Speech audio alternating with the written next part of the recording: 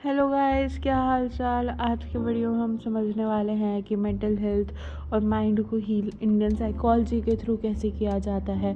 क्या Indian psychology में होता क्या है, या फिर हम इंडियन साइकोलॉजी को कैसे यूज़ कर सकते हैं मेंटल हेल्थ और माइंड को हील करने के लिए। और ये बहुत इंटरेस्टिंग और ये बहुत अच्छा टॉपिक है अगर हम इसे गौर से समझें तो। आज बस हम ये समझेंगे कि इंडियन साइकोलॉजी होती क्या है, वो माइंड को कैसे हील करने में हेल्प करती है। वो बहुत अंदर तक जाती है। और उसके अलावा आगे आने वाले वीडियोस में हम उसका इंडियन व्यू ऑफ माइंड पढ़ेंगे, रूट कॉजेस पढ़ेंगे मेंटल डिस्ट्रेस के, होलिस्टिक हीलिंग अप्रोचेस भी पढ़ेंगे और कई सारी चीज़ें आने वाले वीडियोस में हम समझेंगे कि इंडियन साइकोलॉजी के थ्रू ये सारी चीज़ें होती कैसे है, ये कैसे टेक प्लेस करती है। Moving towards introduction, Indian psychology से हम ये समझते हैं कि ये एक होलिस्टिक अप्रोच है मेंटल हेल्थ के लिए, जो फोकस करती है एक इंसान के, एक इंडिविजुअल के इनर बैलेंस, सेल्फ अवेयरनेस और रियलाइजेशन ऑफ ट्रू सेल्फ पे। हमने ये तो बोल दिया कि इनर बैलेंस, सेल्फ अवेयरनेस और realisation of true self, but ये सब होता क्या है, ये हमें क्यों करना है, ये हमें इसलिए रियलाइज़ करना है, हमें ये अवेयरनेस में इसलिए लाना है क्योंकि इंडियन साइकोलॉजी बोलता है कि हम जो इंडिविजुअल है वो एक मुखौटा पहन के रखते हैं, जो कि हमारे जो एनवायरनमेंट है उसके इंट्रैक्शन से वो चेंज होता रहता है। एंड उसके नीचे हमारा आत्मन, हमारा ट्रू सेल्फ छुपा हुआ होता है, जो कि हमें एक्सप्लोर करना होता है, जिससे हमारी जो मेंटल हेल्थ है वो भी अफेक्ट होती है। Understanding mental health in Indian psychology.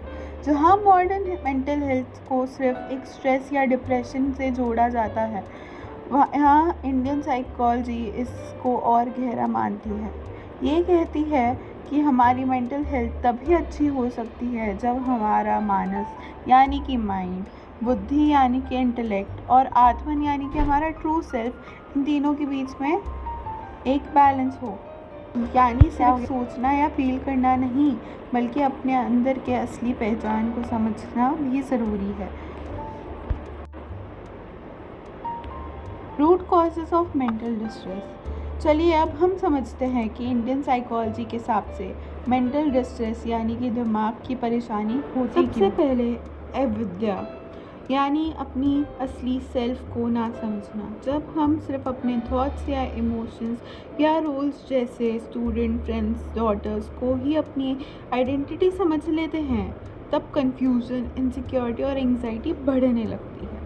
और दूसरा कारण है नेगेटिव इमोशंस जैसे कि राग, देवसा और मोह, मतलब अटैचमेंट, नफ़रत या अवर्जन या डिल्यूजन्स जो है, ये सब मन को चंचल बना देते हैं और हम बार बार स्ट्रेस या इमोशनल पेन फील करते हैं। होलिस्टिक हीलिंग अप्रोचेस, जिसमें मेडिटेशन यानी कि ध्यान, योग और जनना के बारे में बता रखा है। मेडिटेशन से क्या होता है, जब हम रोज़ कुछ वक्त शांत बैठकर अपने मन को ऑब्जर्व करते हैं और तो धीरे धीरे विचार कम होने लगते हैं और क्लैरिटी मिलती है। योग से सिर्फ फिजिकल एक्सरसाइज नहीं है, योगा हमारे बॉडी और माइंड के बीच का कनेक्शन होता है। और जनना उन क्वेश्चंस को आंसर करता है, जैसे कि मैं कौन हूँ, मैं क्या हूँ, ये सब अपनी पहचान, जो क्वेश्चंस जो हमें अपनी असली पहचान तक पहुँचाते हैं। अब इनका एप्लीकेशन हम मॉडर्न लाइफ में कैसे करें। आज के बिज़ी और फास्ट पेस लाइफ में भी ये टेक्निक्स काफ़ी काम आती है। आज थेरेपी सेशंस में भी योगा और माइंडफुलनेस यूज़ किया जा रहा है। तो फॉर स्ट्रेस एंग्जाइटी, महर्षि के सेल्फ इंक्वायरी मेथड्स लोगों को इमोशनल क्लैरिटी और शांति देने में भी हेल्प करते हैं। भजन, सत्संग और ग्रुप मेडिटेशन से लोग कनेक्टेड फील करते हैं और लोनलीनेस कम होती है। कुछ अपने applications of Indian psychology modern life. अब तो दोस्तों, ये था छोटा सा जर्नी इंडियन साइकोलॉजी के ज़रिए मन को समझने और हील करने का। तो चलिए एक कदम लेते हैं सेल्फ अवेयरनेस की तरफ। अपने अंदर झांकिए और पूछिए, मैं कौन हूँ। और अगर आप लोगों को ये वीडियो पसंद आया हो तो लाइक कीजिए, शेयर कीजिए और चैनल को सब्सक्राइब करना ना भूलें। धन्यवाद।